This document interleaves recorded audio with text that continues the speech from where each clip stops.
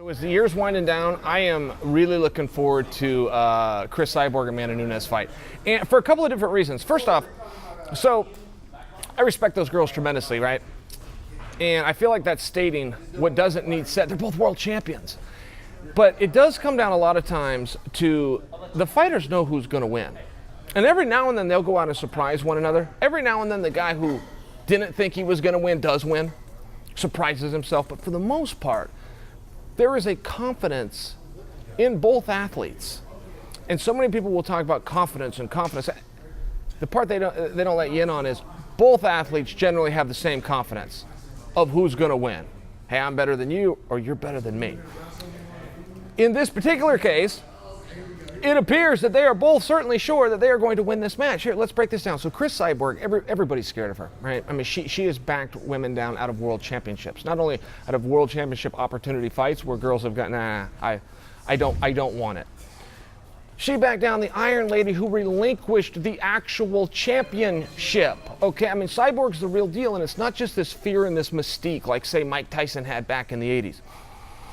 Everybody was scared of Mike Tyson, but Mike Tyson was scared of a whole bunch of guys too. That was the part of the story that didn't get told. He was ducking and dodging behind the scenes and staying away from the guys who he didn't think he could beat. Chris Cyborg's not like that. She'll fight anybody. It's real.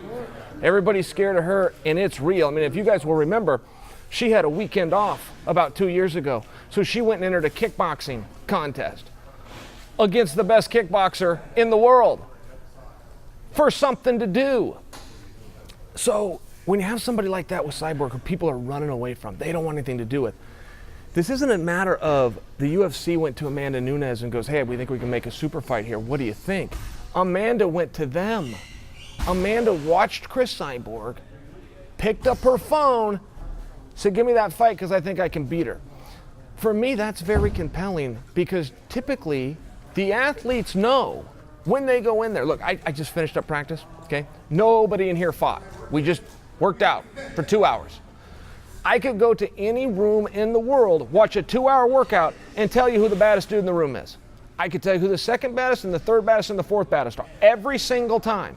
And everybody else in the room, whether they went with them or touched them or had competition, they could tell you the top 5 baddest guys in that room too. That's the way that it works. So when you get these two girls together,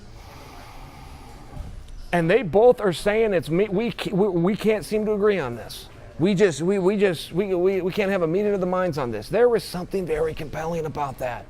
I mean, I see confident screw athletes all the time. I see that cocky guy in the room that really believes in himself and he goes out and gets, I see that all the time. Could be what this is. Could be what this is when this is all done. But leading into it, you sure do have a compelling story. And even though there is so much fear of Chris Cyborg, genuine documented fear, people backing down, people that have relinquished championships, given up the money, whatever it took to not have to get in there with her.